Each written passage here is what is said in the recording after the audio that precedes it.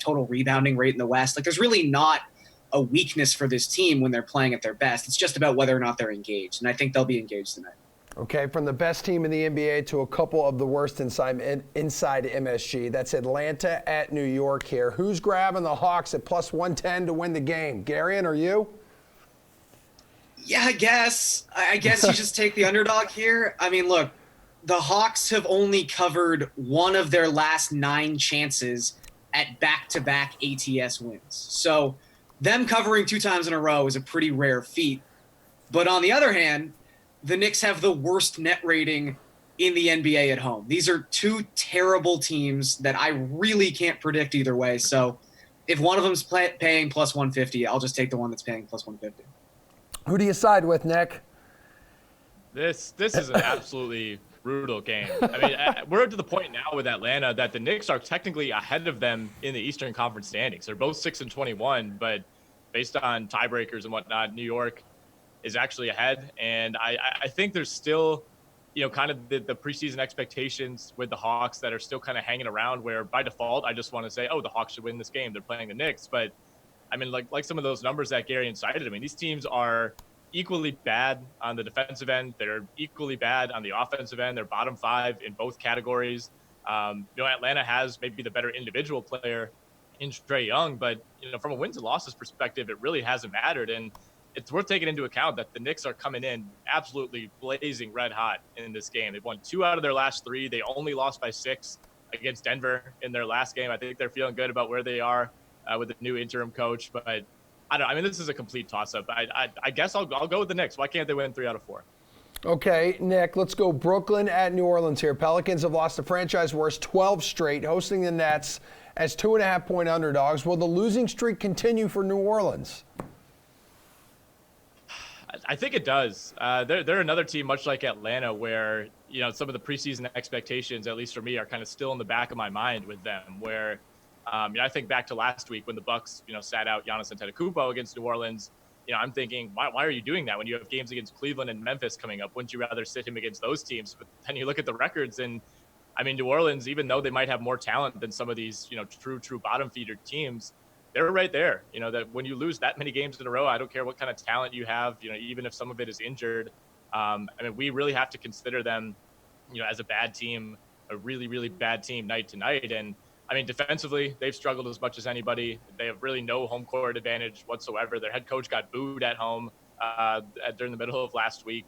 I'm going to side with the Nets. They're not exactly a machine right now, even without Kyrie. But, I think basically New Orleans has proven that no matter whether it's playing at home or on the road, it's extremely capable of being exploited. And, teams are routinely topping 120 points.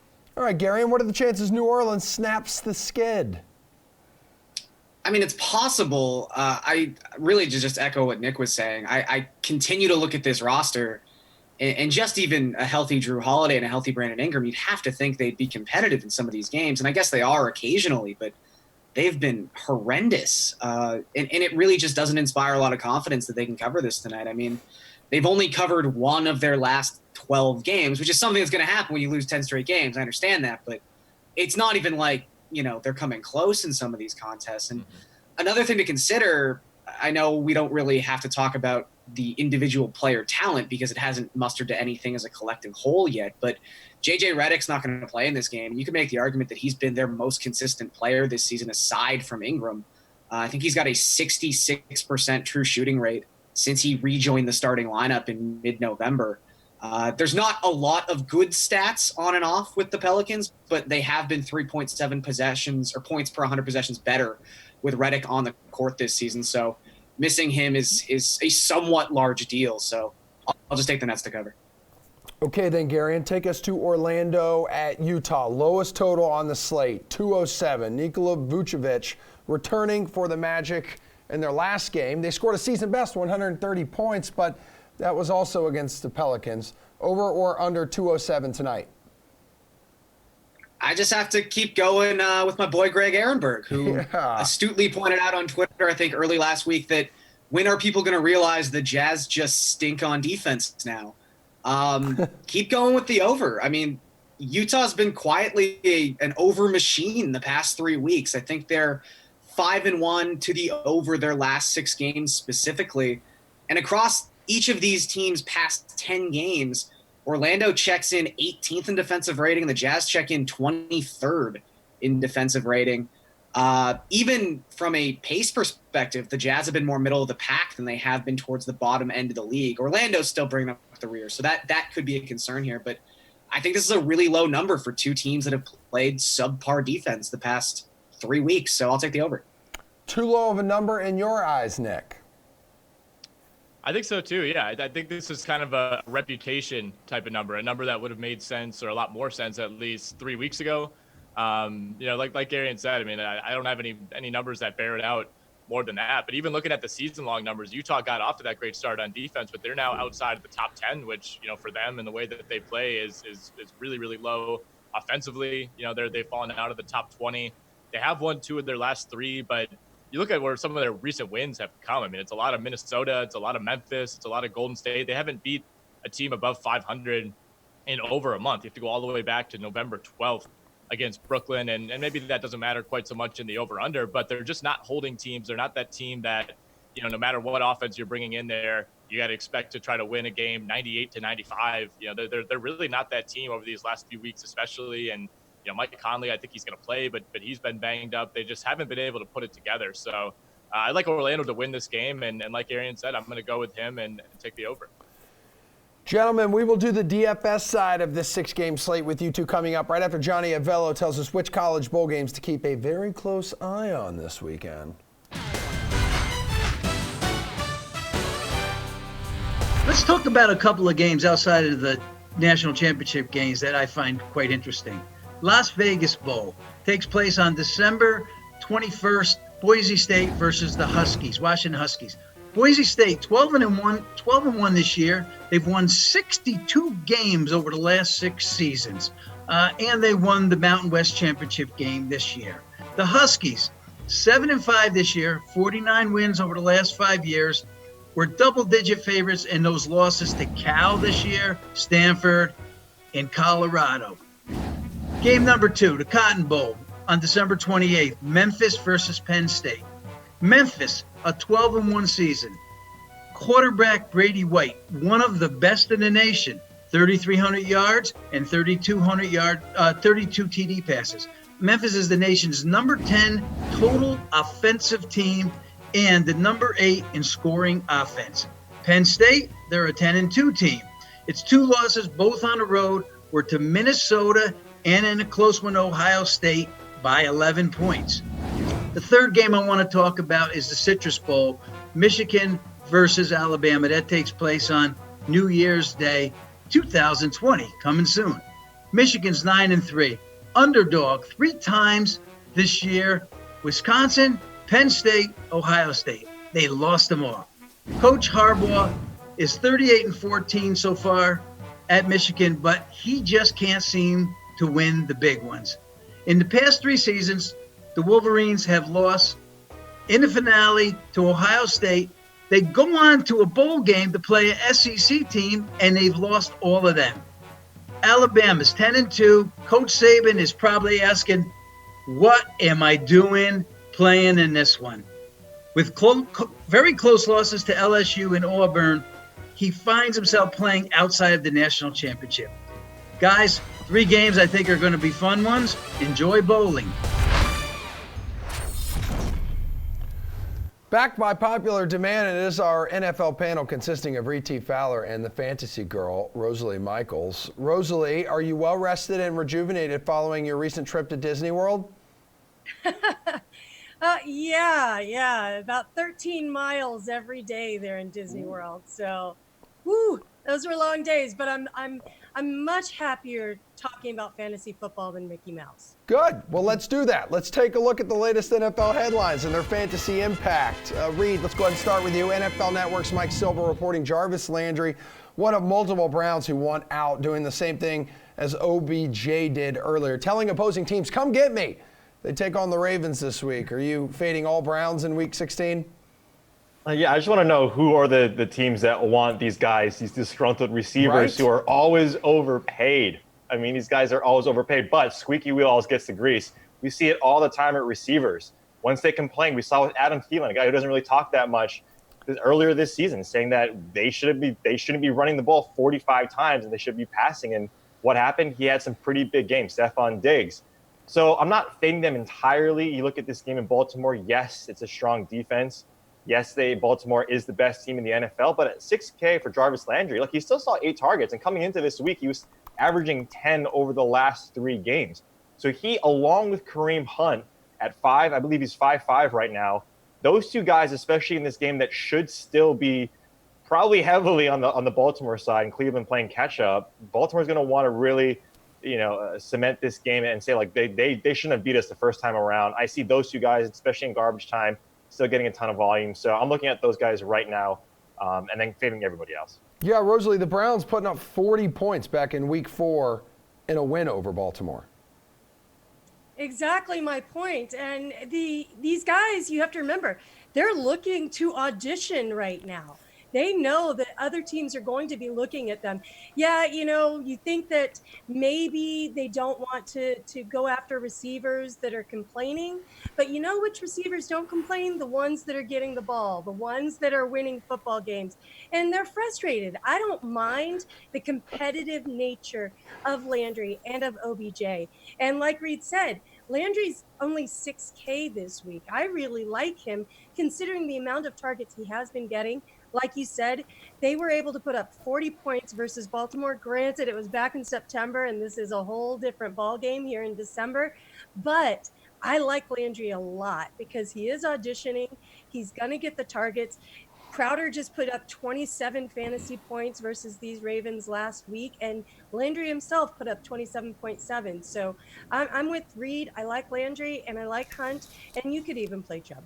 And what's the over-under that both of these guys probably end up on New England next year? Right? Yeah. I think that's Definitely OBJ. Right, I think exactly. that'd be great. Worse. It's just like the meme of Belichick with his binoculars and eating popcorn. Or he's walking into the stadium. Yeah. Rosalie, We could use him in Arizona too. So. Yeah, true. I'm sure Kyle would enjoy that. Rosalie, the Panthers are expected to bench Kyle Allen and start Will Grier on Sunday against the Colts. They won't make an official announcement, though, until Wednesday. Does Grier under center help or hurt any of the Panthers' value? Well, I think it definitely hurts considering that Grier has never even taken a snap with the first team offense yet. He will do that and practice with them tomorrow. And that's just a few days with the first team. So, yeah, obviously, Christian McCaffrey is somebody you're always going to have. He's going to be the check down guy for Grier, as he usually is. He's just another wide receiver and a running back at the same time. But I do like particularly Curtis Samuel as a touchdown dart throw, because Grier, if you look at his preseason numbers, they were not great. He had about a 55% completion percentage. He had 2 touchdowns and 3 interceptions in all, and he played all 4 games. So I'm not expecting a lot out of Grier. I know that Christian McCaffrey will get some. And, like I said, with Samuel at 4,500 to just take the dart throw, he has 6 touchdowns on the year. He's going to be looking for them if they get into the end zone. So I like him. Reed, it is kind of baffling it took so long to get this guy a chance to start, because he was the first Panthers quarterback drafted since 2011, since they took Cam Newton. Yeah, and the scouting report on Grier is very similar to what we see with Kyle Allen. The pocket presence, he doesn't really have any. He crumbles when the pocket crumbles. He doesn't really have a decent arm. He can't really get it down. So while I do like Samuel as always a dart thrower, right, that scares me because we've seen Samuel in this offense now with Kyle Allen not do as well as guys like DJ Moore. Ian Thomas was a big talk last week because of that depth of target. And now you get an Indy team, right, that just got demolished on Monday night. And so these receivers, sure. I mean, look, Grier's going to be $4,300. And if he gets a couple of touchdowns, which, cross our fingers, David Bilal did in Detroit, we see these guys potentially do well in these spots. I just don't think that it gives anyone an increase. And let's start talking about Carolina as being one of the worst teams in the NFL. They've lost a ton of games, 7 in a row. And just that offense now. And look, why did Carolina fire Ron Rivera at this stage in the game. Like, this is a team that really needs to take maybe all of their starters and just rest these guys so they don't get hurt. But he doesn't give anyone an increase. If there's anyone that I want to play outside of Christian McCaffrey, it's DJ Moore. But at 6,900, that's maybe a little bit too expensive. Yeah. All right, well, from DJ Moore to DJ Chark. Listen to this, Reed. He's been cleared to return to the field. If he is healthy, though, and in the lineup against the Falcons for the Jaguars, has Chris Conley done enough to still have a role in this Jacksonville offense? I don't know why we keep on talking about the Jaguars. I mean, you must I have be no sponsored by idea. I have no input on the How rundown. could that be? It's like Jeff when he's on the show, he's producing it. This is unbelievable. Like the record, I want to go back in the tape to see how many times we talked about. I'm just bitter about the Raiders, but look, I mean, Chris Conley has always been this darling, right? This DFS or this fantasy darling, because we've seen his talent when he was in Kansas City. We see that he can stretch the field. He was the Tyreek Hill before Tyreek Hill. He was a guy who was averaging 18 targets per reception back in Kansas City. And when he went to Jacksonville, that's what we thought he was going to be doing. Look, he's still a part of this offense. Even when DJ Chark was in, he was averaging 7 targets between weeks 7 and 9. And then now you see when he's out, he's a guy that Minshew was looking towards. So even if Chark is in this game, I still think when you have a team that really, again, isn't playing for much and they get Atlanta has been susceptible in the secondary. They're like as bad as they were last year, but they've been giving up big games to a guy like Tyler Lockett, who much has the same archetype, or Chris Conley, are very similar. So, yeah, absolutely. I think he's in play this week. Yeah, Rosalie, I don't think a lot of us would have predicted Conley finishing the year as the Jaguar with the second most snaps played this season, only trailing DJ Chark. Yeah, surprising because we had so much hype around D.D. Westbrook coming into the season, and we've seen him not quite be as targeted as we would like him to be. I think that changes this week. We have to remember, the reason why Conley looked so good this week was because 2 of his 4 receptions went for touchdowns. He's had 3 total games over 20 fantasy points this year, and 1 was a revenge game against Kansas City. So, I think Atlanta, going against Atlanta, they're more susceptible to the slot at home, which is D.D. Westbrook. Chark is going to take a lot of attention, of course. They gave up 40 fantasy points to Godwin in the slot, 27 to Aguilar in the slot, 19 to Lockett in the slot.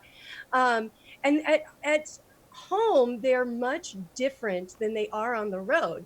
You look at Michael Thomas. Michael Thomas was only able to score 10 fantasy points against Atlanta at home, whereas he scored 31 when they were in the Superdome. So I think I think Conley's just a big dart throw this week. He's going to get around 3 or 4 targets probably. That's not enough for me, even at his price point. So I think I'd look elsewhere. Obviously, DJ Chark is great, and then I like D.D. Westbrook as the dart throw this week instead of Conley. History on Monday night. Drew Brees setting the NFL record for most career touchdown passes, throwing 4 in a win over the Colts. He also completed 29 of his 30 throws, saying after the game that one incompletion will haunt him for a while. But on the defensive side, they only gave up 7 points. So let's put a DK Sportsbook spin on this one. Saints have the second best championship odds at plus 550, just behind the Ravens. How do you like those odds after what you saw last night, Reed? Let's speed it up a little bit here. We're running tight on time. Yeah, I mean, they just need home field advantage, right? They need a couple of things to bounce their way. They'll be watching that Green Bay game pretty closely, and this team looks fantastic on all facets of the ball. Their defense is strong, and clearly their offense is humming. So I like it. A quick thought from you, Rosalie. It's tough. They have to get by a lot of people. They have to get by Green Bay. They have to get by the Seahawks. They have to get by San Fran. They have to get by Minnie, still in the hunt there. I like it because I love Drew Brees and I love his competitive nature. Not perfect throwing game. I love that. So I like it. I think it's going to be tough. Dude, it's insane. Like 1, 2, 3, like 11 and 3 Speed it up, teams right now. Sorry, man. I'm just like the NFC playoff picture is so much better than the AFC right now. It's so much more sexy. Beautiful. Love it. Yes, it is. Let's gossip about week 16 spreads coming up, guys, right after we play some pick and roll with Nick and Garion. Hey, I'm Taryn Azak here with your DraftKings Fantasy Flash. One of the top remaining pitchers in the MLB has been scooped up. The Arizona Diamondbacks have signed Madison Bumgarner to a 5-year deal for $85 million, a source told ESPN's Jeff Passan. The lefty isn't quite the same pitcher who won the most valuable player of the 2014 World Series for the Giants, but he's still got something left in the tank. He automatically slots in as the D-backs ace, joining a rotation that includes right-handers Luke Weaver, Mike Leake, Zach Gallen, and Merrill Kelly. Lefty Robbie Ray appears to be the odd man out, as he's rumored to be on the trade block. Bumgarner turned 30 years old this past season and had the highest ERA of his career at 3.90. He also posted his second highest home run rate, and moving from pitcher-friendly Oracle Park to the Humidor in Arizona could be a concern. But in the age of pitchers getting $300 million contracts, Bumgarner is an inexpensive option for a team looking to make their first playoff appearance since 2011. Back here live on The Sweat, where it is pick and roll time. Welcome back, DraftKings contributor Gary and Thorne. Welcome back, Nick Whalen of RotoWire. We are choosing between the following options on tonight's 6-game slate. Nick, starting with LeBron. He's the most expensive player on the slate at 10-9. Simple question, do you go with him and on Taco Tuesday, or are you rolling to someone you could see getting close to his level of production who's much cheaper?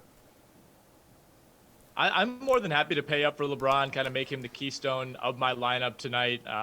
You look at these last 4 or 5 games, he's starting to play more minutes. Not necessarily something you maybe want if you're a Lakers fan or you're the Lakers coaching staff. They did a great job, I thought, through the first 20 or so games of limiting LeBron's minutes, but it's been, closer to 37, 38 minutes over this last week or so. And I think this will be a relatively close game against a pretty good Indiana team on the road. They're going to need a lot of LeBron in this game. He's taken 20 plus shots in 5 consecutive games. His baseline at this point is basically 45 to 50 DraftKings points at the absolute minimum. He's been as consistent as ever throughout his career. If you want to look elsewhere, I do like Paul George as kind of another option if you want to fill that small forward spot, but I have no problem paying up for LeBron tonight. Gary, do you have a problem paying up with LeBron? No, I think, like Nick said, this is a situation where he's probably going to have to log a lot of minutes, or at least a considerable amount. We think the Lakers are going to win this game, and we think they're going to win it by more than 4.5 points, but it doesn't mean it's going to be a blowout by any means. I think this is probably going to be relatively similar to the game script we saw last week when the Lakers visited the Heat. The Pacers aren't quite the Heat, but I think they're a comparable team. They're playing at home. Probably going to see LeBron have to play a similar amount of minutes at a similar usage rate. So for someone who has hit 5x value each of his past 5 games, I think this is a very, very good spot. And then obviously, if Anthony Davis gets ruled out, LeBron's averaging 1.7 DraftKings points per minute without Davis on the court. He's got a 40% usage rate when Davis isn't playing. So he then just becomes the de facto cash game play if that were to happen. But I think he's fine in GPPs too. Gary, let's talk about the following 2 point guards here. Trae Young, 9,900, coming off a 50 fantasy point performance against the Lakers. Or would you look for some value with a guy like Drew Holiday, who is also coming off a 50 point performance of his own and will cost you 2,200 less? He's probably going to be pretty popular, but I have no problems rostering Holiday tonight. You just look at the implied total, the narrative surrounding this New Orleans-Brooklyn game. It's 2 teams that don't play a lot of defense and 2 teams that are extremely high-paced. There's going to be a lot of points scored in this game. And Holiday has been very consistent his last 5 games. In fact, the last 5 times he's been priced below $8,000 on DraftKings, he's hit 5x value pretty easily in 4 of those 5 spots as well. I don't know if you can necessarily count on him for 50 DraftKings points tonight, although it's possible, again, with this script and the up-tempo pace this game should be played at. But I think he is just a much higher floor option than Trae Young, especially considering Trae Young's price point. And if you want to get LeBron in there, a LeBron, Trae Young beginning to a lineup, there's not a whole lot of salary left after that. Okay, Nick, you said you got to roster LeBron. So in this case, maybe a Drew Holiday would be someone you'd stack with him? That's the way I'm leaning. Yeah, I mean, I love Trae Young, in Madison Square Garden against that Knicks defense. I'm certainly not going to tell you to avoid that. But like you said, if you're going to base your lineup around LeBron, you probably want to save some money. You get to save $2,200 between these two guys. And like Arian said, I think, the knock against Drew Holiday and, the reason that he's priced where he is that, at his absolutely best night, he's not going to give you 60, 65, 70, DraftKings points, those kind of huge games that we've seen periodically from Trae Young. But in terms of his floor, I think it is pretty similar to that of Trae Young. And, considering the price difference, more than happy to go with Holiday at 7,700. He's coming off a big game against Orlando on Sunday. And like I said, I think he's just the safer option right now. I think we also need to just maybe separate him, give him a pass. He is not the reason that New Orleans is struggling. Brandon Ingram maybe deserves some of this as well. But, Drew Holiday has been consistent as ever. His shooting starting to come around. He should be exempt, I guess, from the criticism that we're throwing at New Orleans. All right, to the meat wagons, the large human beings at center. DeAndre Ayton will be returning from his 25-game suspension tonight for the Suns. He'll cost you $7,300 against the Clippers. You playing him, or are you looking down a little at Julius Randle, who's averaging over 40 fantasy points in his last 3 games, will cost you only $7K? Nick, where do you sit on this one? I'm going Julius Randle here. I tend to play it really conservatively with situations like this where guys have missed a lot of time. And I know this was not injury related, so maybe you're not quite as worried about having to shake off rust or dealing with any kind of lingering effects there. Ayton's been able to practice, so he should be in shape. But I want to actually see him out there. This is a really tough matchup to come back to as well, against a tough Clippers team.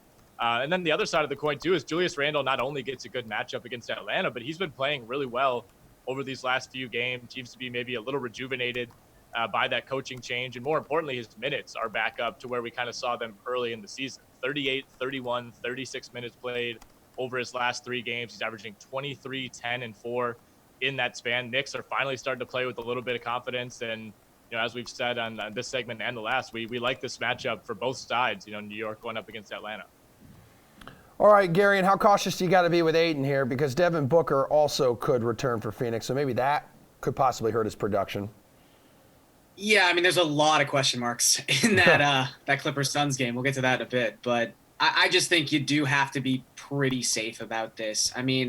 It's not just even contained to Ayton.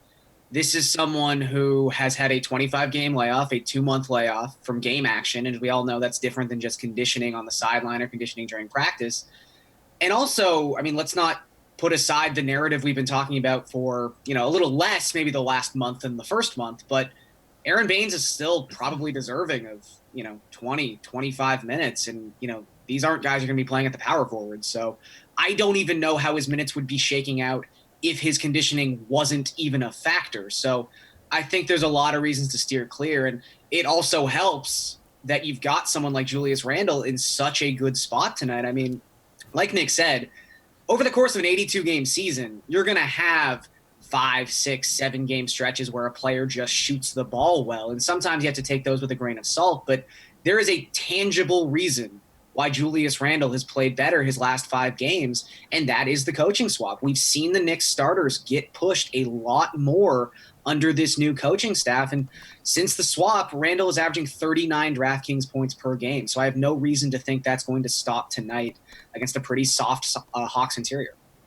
All right, yes, you are correct. We will talk some Suns and Clippers showdown picks with you two gentlemen still ahead right after the latest episode of Who'd I Miss On?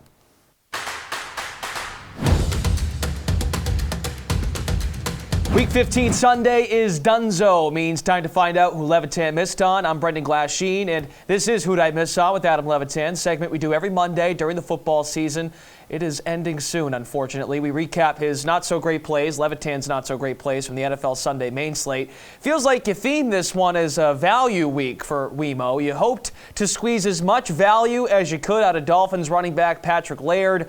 $4,500, 12 rush, 46 yards. He caught 2 of 5 targets for 8 yards. His most notable play resulted in a safety for the Giants. He was tackled in his own end zone. Laird worked with Myles Gaskin in the backfield, and Gaskin was just as productive. Did you expect that near split between those two guys? No, I thought that Patrick Laird would handle around 80% of the work. And maybe that would have happened if Laird hadn't dropped a pass and gotten stuffed in the backfield on a 4th and 1 early in the game. Then they kind of went with Gaskin more. But either way, the bigger regret is that Kenyon Drake was only 500 more. And Kenyon Drake had a similar touch projection to Patrick Laird. And Kenyon Drake is obviously a superior player. Kenyon Drake doesn't play for the Dolphins. Kenyon Drake was at home. Kenyon Drake catches the ball reasonably well as well. So it's just not find 500 to get to Kenyon Drake over Patrick Laird, I think was a mistake. And that goes without saying now, but even beforehand, before Kenyon Drake scored 4 touchdowns, I think that was a mistake. On to D.D. Westbrook, just 4,600 against the Raiders. Westbrook got his lowest target volume since week 8. Chris Conley stole the show with his 2 touchdowns. Conley actually doubled Westbrook in targets, 8-4. So how stunning was that? Yeah, I actually played Conley and Westbrook together in my main lineup, in the same lineup. So I was fortunate to get on that Conley garbage time late. But both of them, they didn't really see role changes with DJ Chark out. And that's really what I was worried about with DJ Chark out. They just slid Keelan Cole into that role, and then they leave DD and they leave Chris Conley to do what they normally do. And, when you go on the road with Gardner Minshew and kind of a weak pass game, well, you're going to have some problems from time to time with DD Westbrook. And even with Chris Conley, too. So, yeah, I think that expecting a role change there when there really wasn't one was probably a mistake as well. Little Jaguar stack. Nice. All right, last one. With Greg Olsen out, you figured Panthers backup tight end Ian Thomas was in a great spot against the Seahawks. He had 10 targets last week. He ends up going up $600, and his targets dropped to 4, just 23 yards. What happened here? Yeah, Ian Thomas is a talented player. His usage was perfectly fine. But as we've seen with Greg Olsen through some of these games this year, sometimes the usage just isn't there for the tight end position of the Panthers, and that's what happened with Ian Thomas. So I don't think it was a regret as much as finding 800 more to get to Tyler Higbee would have been better. Tyler Higbee's certainly better quarterback play. You can argue just as strong of a talent, and just the way he's being used lately, the offense is being built around Todd Gurley and Tyler Higbee and Robert Woods, and that obviously bodes really well, whereas the Panthers offense was built more around Christian McCaffrey, DJ Moore, and at times Curtis Samuel. All right, that's who Adam Levitan missed on in Week 15. You can find his coverage, as always, DK Live, The Playbook, and on Twitter at Adam Levitan. We'll catch you next Monday, Levy, to see who you missed on in Week 16.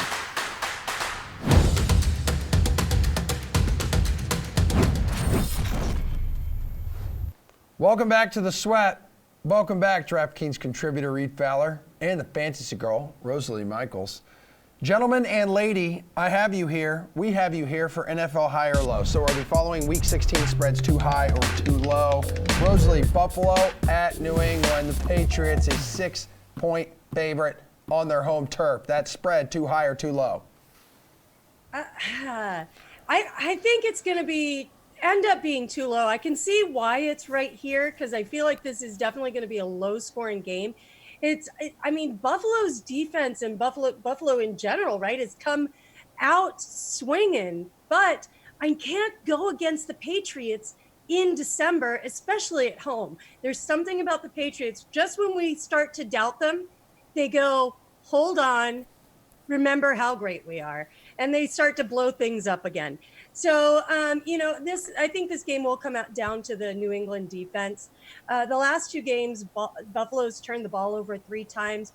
And the only game where the New England D didn't force a turnover was that Houston game where everybody had the flu. So I don't count it. But every other game, they've really been great at turning the ball over. And let's not forget, Buffalo turned the ball over 4 times versus New England when they were in Buffalo back in week 4. So I think it's going to be a low-scoring game, but I think New England's defensive scores here get them up by over 6. Major playoff implications in this one, Reed. Yeah, and I agree with Rosalie, but just to kind of talk about the other side of that, if you look at Buffalo, 9-4-1 ATS this season, that's number 1 in the NFL.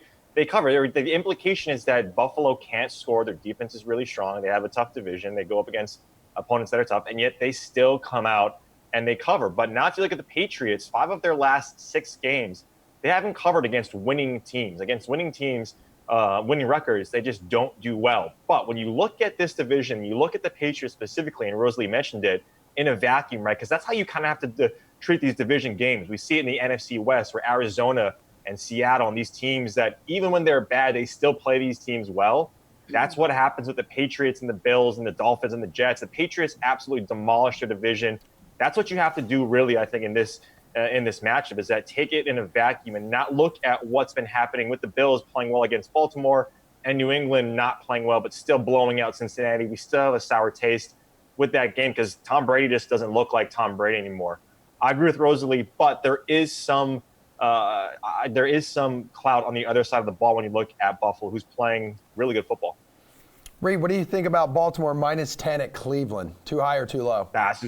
It's too low. Baltimore's going to come out and absolutely swing. Look, I mean, the narratives are all there, right? Baltimore shouldn't have lost that game to Cleveland earlier in the season. You have all of these guys in terms of Cleveland complaining about playing there and not wanting to be there. Like, Baltimore overall is it's not a great covering team, right? They just don't cover because these spreads are so high. But again, look at this game. I know I just mentioned the division games are played tough, but Baltimore is a complete outlier in this entire league. They're beating teams by a ton, especially on the road. So too low right now, which is weird to say that it's 10. Yeah, Rosalie, 8-2 Baltimore is against the spread in their past 10 road games dating back to last season. Yeah, I agree with Reed. I don't see how Cleveland can even keep up with Baltimore at this point. Baltimore is just steamrolling everybody. I mean, they're not going to be able to stop Lamar Jackson. They give up the most rushing yards in the league. Not the most, but, almost the most. So 5th most rushing yards in the league. They're not going to be able to stop Lamar Jackson on the ground, on the road, in the air. Nothing. They're 2-5 at home. They're actually worse at home than they are on the road. Meanwhile, Baltimore is 6-1 on the road. So, and Reed was mentioning, Cleveland is 5-8-1 against the spread. So I think that this is still too low. I think that game in the beginning of the season where Cleveland put up 40 points. I know I mentioned earlier that I think that they can score points against Baltimore, but they're not going to put up 40 points again. And that's what they need to do in order to beat Baltimore. Not happening this time. And look what Rosalie's Cardinals did to Cleveland last week. Yeah. I mean, Kenyon Drake had 4 tutties. That's yeah. Wait until Lamar Jackson gets there. So. Tutties galore, Reed. Tutties galore. Shout out to Aiden. Dallas, 2.5-point favorite at Philadelphia. Rosalie, too high or too low? A couple 7-7 teams in that disgusting NFC East. Yeah, I think it's too low, though. They're playing for the division title. Yep. Isn't that crazy that these two teams are playing? They look terrible, and I'm a Cowboys fan, so this is hurt. But I think it's too low. Philly, with all the receiver issues that they're having, Ward was the only receiver with a catch last week. Ward, this guy you hadn't even heard of before last week. The only guy. So thankfully, they have Zach Ertz. Thankfully, they have pass-catching running backs. Thankfully, they have Dallas Goedert. But, yeah, it's ugly. And then the Philly secondary, not able to stop anyone. Definitely not going to be able to stop Cooper and Gallup. I think this is a huge win for the Cowboys. I think this is too low. Yeah, Reed, listen to this. Since the beginning of the 2017 season, the Cowboys have gone 14-2, both straight up and against the spread, against divisional opponents. Wow, that surprised me so much. I think I'm frozen on screen here. There we go. Look, Emerson, you need to suit up with your 4.6 40 speed for the Philadelphia Eagles and play wide receiver. They need a guy with your stature out there right now. Yeah, who am I? Tony Danza, like the garbage kicking, like field goal kicking, whatever, Yeah, exactly. whatever that is. Like Mark Wahlberg. Yes. This gross game. I mean, come on, these teams. I don't even know who's better. Right, Dallas is healthier. They have all of their players healthier. Philadelphia clearly isn't. But I'm with Rosalie here. Dallas, just on paper, their matchups are better. I know they're not good on the road though. They can't cover on the road. They're just terrible when they get out of Jerry's world. They're even worse out of division. So you like that, but still on the road. And look, Philadelphia 0-2 as home dogs this season, covering the spread. Give me Dallas. Okay, Reed, what do you think then about Tennessee is a 3-point underdog at home against New Orleans? We saw what the Saints did last night against another AFC South opponent. So what do you think about this spread? Yeah, like this doubled, right? This when we were talking about yesterday, this was at 1.5, and now after that game, clearly it's moved up to 3. Tennessee is a difficult team to figure out. They play up to their competition, unlike some teams that play down this season. We see guys like you had Atlanta Falcons for that matter. They've played up to it. Tennessee is that team. I still don't think the only thing that's going to keep this close too is if the New Orleans Saints can't get it done on grass, on field turf. But they've been doing decent this year. I just don't see Tennessee getting close to this. Saints are humming right now. This is what you want to see. This is a momentum you want to see. Sean Payton has this team playing really well. Give me the Saints. I think this is too low right now. Yeah, Rosalie, the Titans are going to be fighting for their postseason lives here. Yeah, and I really want Tennessee to win here simply because I'd like to see them in the postseason. I really like what's happening there. But the bottom line is, in order to win this game, they're going to have to get Derrick Henry going. And that's going to be tough against that Saints run defense. A.J. Brown and Tannehill have really come on strong as of late. I love that connection there. But what I'm seeing in the Saints right now is drive, is determination. When you talk about Drew Brees and him being mad that he missed one throw out of 40, that is championship mentality, and he is not going to be stopped in this game. So I think it's too low. 2.5-point favorite Houston is visiting Tampa Bay. The Texans will win the AFC South with a victory. Rosalie, this spread, too high or too low? It seems too low, doesn't it? It seems too low. Houston is definitely a much better team than the Tampa Bay Buccaneers. The Buccaneers have lost their top 2 receivers, but the Tampa Bay Buccaneers can put up some points. Yeah. They can't stop anybody, but they can put up some points. But I still think this is too low. I think that Houston, Deshaun Watson, and that receiving core takes advantage of their of the secondary of Tampa Bay. They're not going to run the ball a whole lot. It's going to be air show on both sides. But I still think that we get a little bit more just because we have healthy players on Houston's side as opposed to on Tampa Bay's side. Yeah, Reed, Buccaneers like the hottest team in the NFC right now. 4-game winning streak. During that streak, 3-0-1 against the spread. Buccaneers. Yeah, Emerson, if it doesn't work out in Philadelphia, you got a spot on Tampa Bay for BA. I'm telling you right now, I'm serious. I could play in the NFL. I know it. There it is. That's what I was fishing for. Get rid of Emerson? Throwing out the bait. Look at for this, that dude. comment. I want us to mark the tape on that. No, look. I mean, are we convinced that Houston is a better team than Tampa Bay? Like, on paper, yes. Deshaun Watson, DeAndre Hopkins, these guys are clearly better, but we've seen Houston lose to bad teams. We've seen them beat decent teams. We've seen them play up against guys like the Patriots, but they lost to the Broncos in illustrious fashion. So I actually really don't trust Houston at all. I like Tampa Bay money line in this game. Because of that, I just don't trust Bill O'Brien. And if you look at what BA is, what Rosie likes to call Bruce Arians there, I like that nickname, what he's done with Jameis Winston, 43 attempts on average over the last 2 games. It kind of seems like he wants Winston to stick around because Winston is having a great last part of the season in his contract year to see if he gets to stick around in Tampa Bay. So when they're out of it, when Tampa Bay's out of it, they're just going to be throwing the ball. Secondary is beatable in Houston. Give me Tampa Bay money line. This is too high. Guys, you were fantastic. Go enjoy your Tuesday. I look forward to seeing you again later this week as we inch closer and closer to Christmas. And we will be talking NBA Showdown picks coming up, but we are inching closer and closer to, well, Christmas 2.0, the Masters. Pat Mayo has an early look at it right now. So, guys, we don't really need to talk about. Of the favorites. That's the best part of the Masters. Just the random dudes we don't need to talk about? I guess I shouldn't say that because we did win on one of them once. Yeah, but I mean, this year, the guys who are in the Willett range would be the Wolves or the Hovlands. Oh, you mean or Eddie Pepperell at 150. Hatton. Yeah, Hatton's 125. Rafa. Thorbjorn, take it out. Out of all of these odds, I actually put it away. I think that Justin Thomas has the best odds of all these guys. I totally agree with you. I am fully in on JT stock. There's only John Rahm's stock. I have pretty equal. I have some bets already. If you could only bet one of these JT guys, at 20 is better than Rahm at 12. The week the Jets played the Oakland Raiders and they were my super lock, I parlayed. I went hard on the Jets and I took a nibble of it and threw it on the Jets with Rahm because he was just winning again, winning another trophy and another $2 million check, and they still had it at 18. So I got that to like 38. But he's cratered because people are like, everyone is gaga for him. seems like people have forgotten they thought he can't win anything. Well, that will turn once he has like an implosion somewhere, like the West Coast swing. They'll be like, oh my God, he can't win.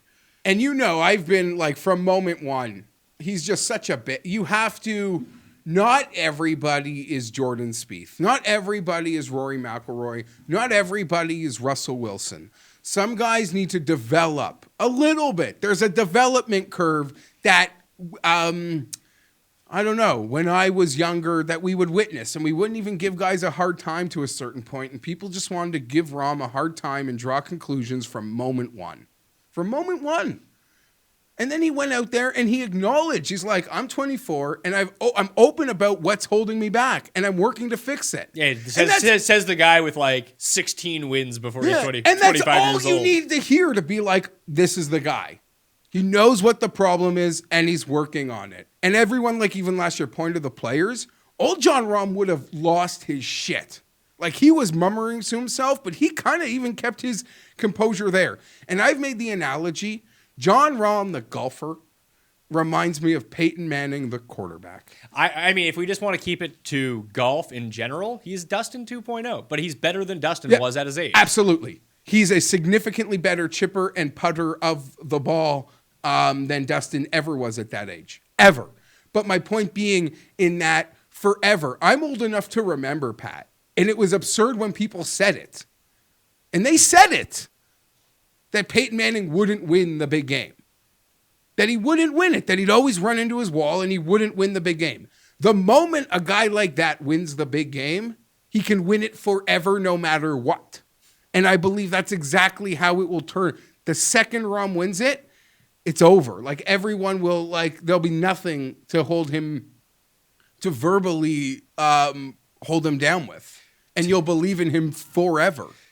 What's going on? I'm Brendan Glasheen here with your DraftKings update. Not only is LSU the favorite to win the 2019 college football playoff, but also, the Tigers have a favorite as it pertains to the 2020 NFL Draft. Heisman Trophy winner quarterback Joe Burrow has the best odds of prospects, minus 250 on the DK Sportsbook to go number 1 overall next April. How do the Bengals not take this guy? Sorry, Andy Dalton, you gotta go. The future is the focus. Cincinnati has all but clinched the top spot in the cellar. 1-13 heading into its final 2 games. First up, call this the Tanking Bowl. Bowl season does start this weekend.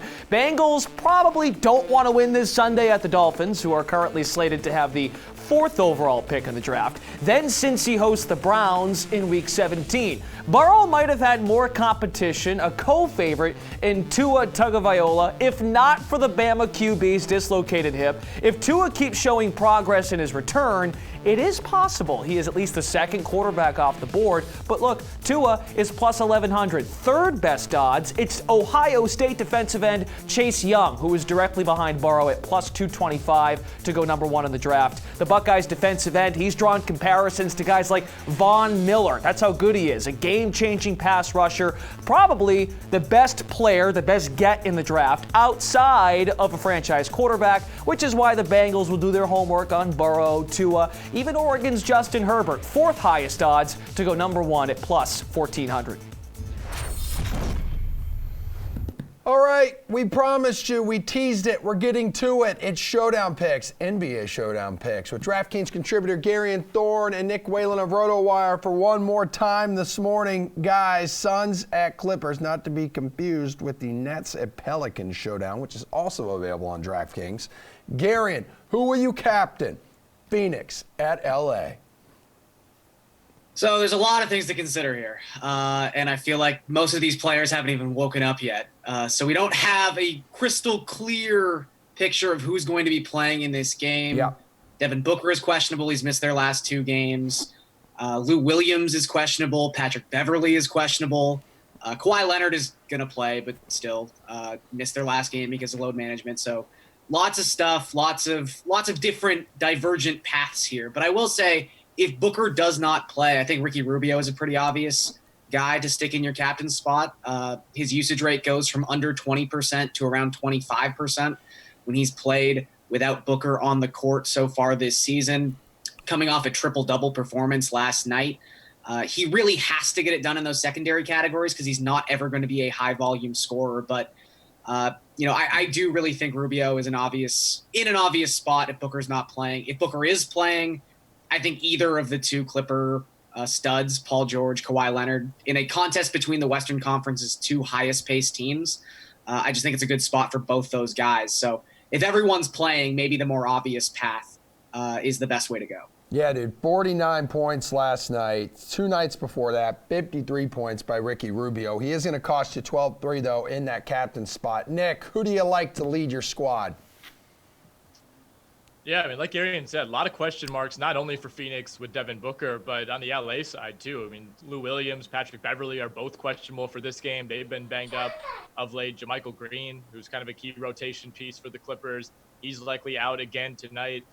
Ricky Rubio is one option that I considered. If you really want to save a little money, maybe Kelly Oubre, who, if you don't think Devin Booker is going to play, kind of becomes their number one scoring option. But I think I'll play it a little bit safer and go with Paul George if you want to pay up at the captain spot. The minutes have been there of late, 31 plus in 4 of his last 5 games, double-digit 3-point attempts in 4 of his last 5. He's averaging more than 2 steals per game in that span, and he has 2 60-plus DraftKings point games in that span. Like you said, these are 2 fast-paced teams. We've seen already a couple times this year the Clippers have topped 140 points.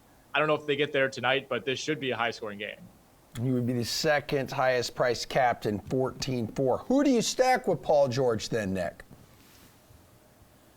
I think I had the same combination on the show last week, but it's got to be Montrezl Harrell for me. He's at 7,800, just playing him in that regular slot in the lineup, coming off of a 47 DraftKings point game on Saturday against Chicago. He took 24 shots in that game, got to the line 14 times.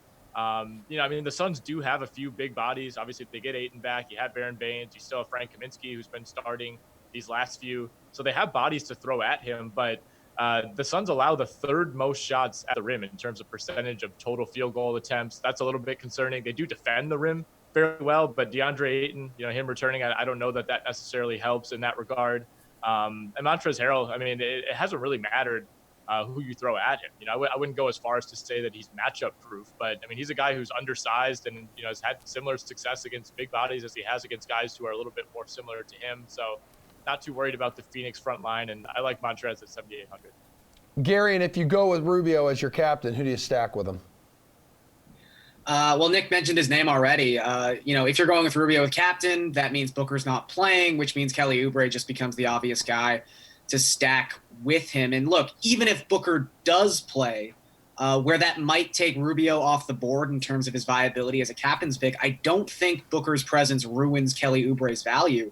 He's just been playing so many minutes, like Bradley Beal level minutes for the Suns as of late. In their 8 December games, he is averaging 37.1 minutes per game.